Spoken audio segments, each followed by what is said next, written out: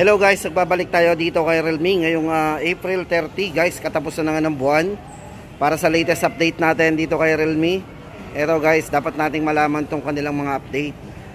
Kasi ngayong katapusan, ito aalamin po natin tong kanilang mga price drop nito.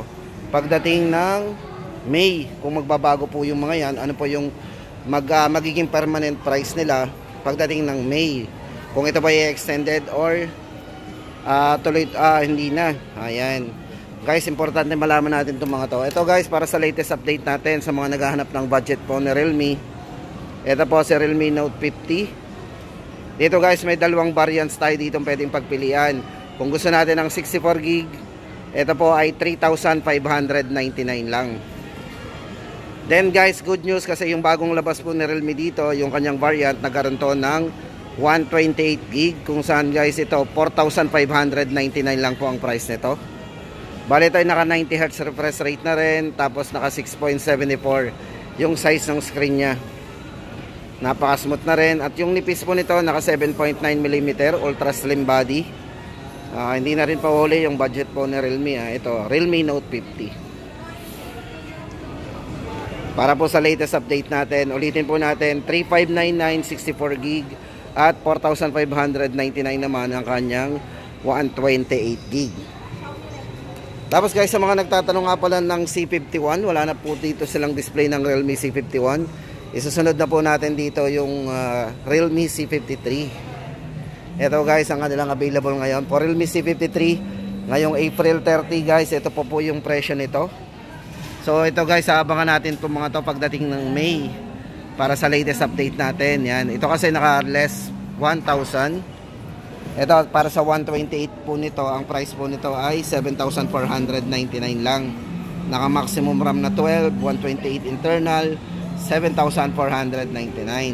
At yung kanyang 16GB RAM na maximum 256 po internal storage, from 8,999, 7,999. Guys, yan po ay ngayong April 30. So yan, aalamin po natin by May po yan kung magbabago or magi-stay po sa markdown price nya. And guys, ito para sa latest update natin. Ito bali naka 33 watts superbook charge na din. Super bilis na nitong mag-charge.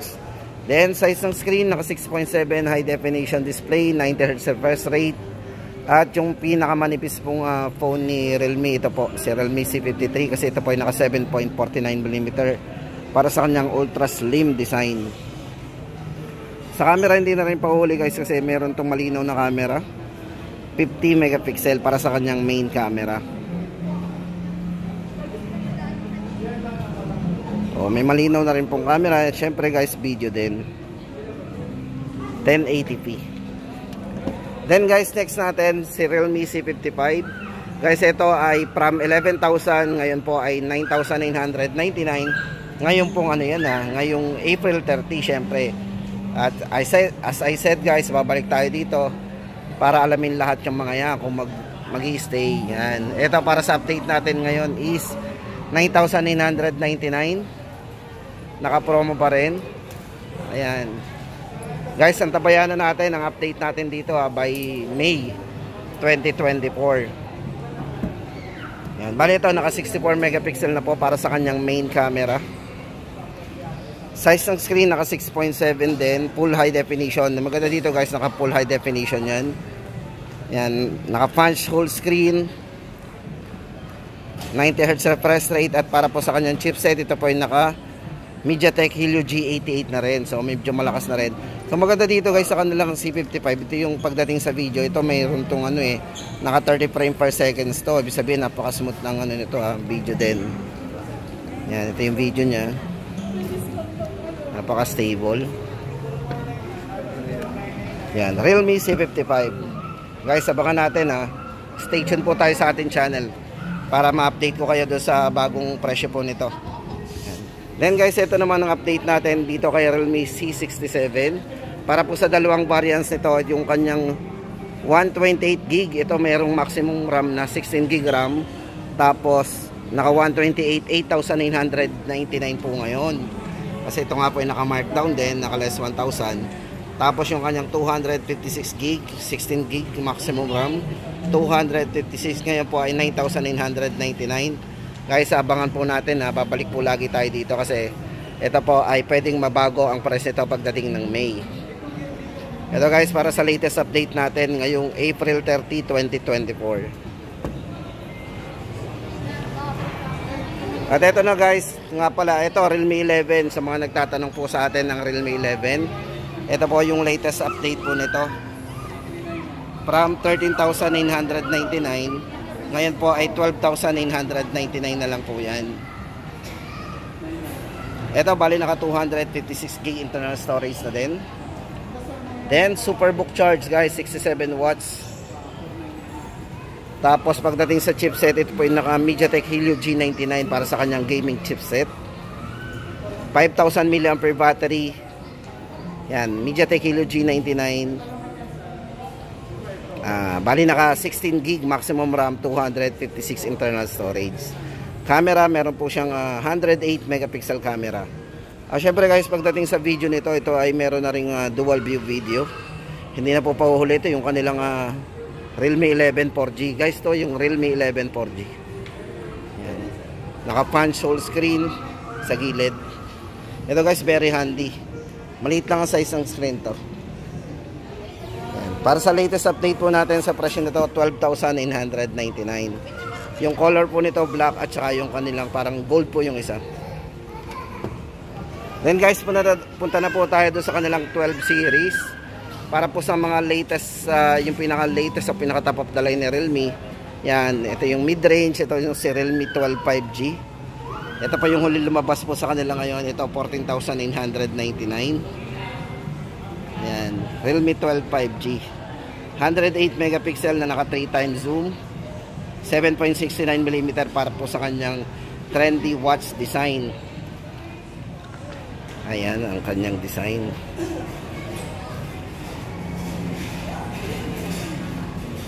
Ito guys, bali 6.7 din ang size ng screen ito. Naka 120 Hz po para sa kanyang sunlight display ng yung refresh rate niya. Then sa camera guys, 108 megapixel, naka 3 times zoom. Check po natin yung gaano kalinaw yung camera niya. Yan. Then sa video set din natin. Yan. So meron siyang 720 at 1080p pagdating sa kanyang video resolution. Street mode, night mode, linaw.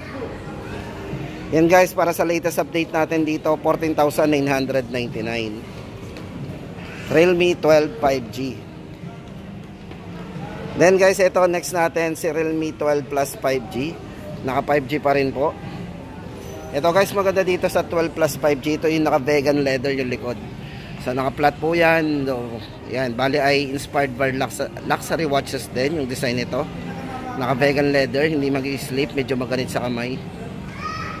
Ito guys, bali naka 50 megapixel Sony lens camera yung ginamit sa kanya. So kilala natin si Sony pagdating sa kanya mga digital camera, napakalinaw. Ayan, video. So guys, ito naka 1080p yung video nito. So napaka-smooth to, ano. Diba? Then naka 0.16 po para sa kanyang ultra wide angle. More features, meron po yung mga group portrait. Yan, tilt shift at naka dual view video, long exposure at naka time lapse din. So slow motion, movie, and syempre guys may macro lens din yan, you know.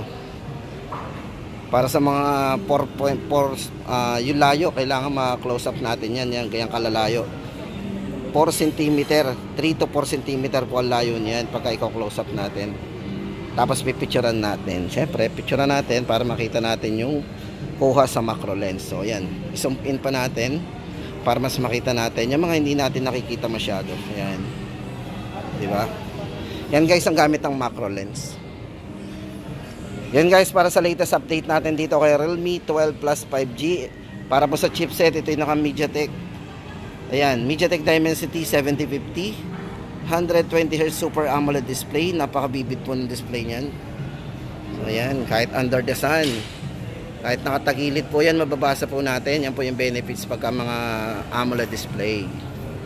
Diba? Sa iba kasi pag nasinagan, hindi natin makita. And guys, then next natin guys yung kanilang Realme 12 Pro Plus 5G. Ito, unahin na po natin ang price nito, 25,999. Ito guys, meron siyang maximum RAM na 24GB RAM, 512GB. Guys, sa mga nagtatanong nga pala, ano ba yung mga RAM na yan? Ano daw yung mga RAM, saan daw ginagamit yan? Ito guys, sagutin natin yung mga RAM po na yan. Yan po yung importante kasi dyan po nakasave yung ating operating system. Lahat ng binubuksan po natin dito, nandyan po, dyan po nagsisave yan. Sila po yung kumakain ng internal storage ng ating RAM. So kung masikip na yung RAM, magbubukas po tayo, maghahang po yan. So dahil may matataas na pong mga RAM yan, so lahat ng binubuksan natin sa recent apps, yung mga hindi pa po natin naka-close, sila po yung nag-ano, yan. Doon po siya nakasave sa RAM. Sila pa yung umuubos ng RAM. Yung mga binubuksan natin, yung hindi naman natin kino-close, bukas lang tayo ng bukas. Nasa recent app po yung mga yan, naka-standby yan. Pag binalikan natin, nandyan pa yan, o di ba? So kaya importante yan. RAM, at syempre guys, ito meron siyang 512GB na internal storage. So napakalaki na po ng internal storage. So maganda dito guys, kay 12 Pro Plus 5G ay naka quad curve. Napakaganit nung hawakan ng likod kasi nga po naka vegan leather design, at yung design po ng kanyang camera is parang sa relo, yung mga luxury watch. Yan guys, para sa latest update natin dito, naka 64 megapixel nga pala to. Pagdating sa camera, check natin.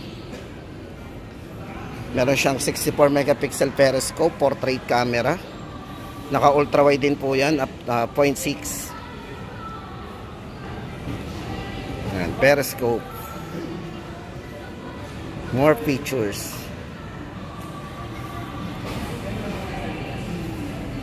Dual view video, slow motion, movie. Yan guys, ang maganda dito, ang camera na to is naka 50 megapixel po with optical image stabilization. Naka Sony din po yan. Yan. Sony lens ang ginamit.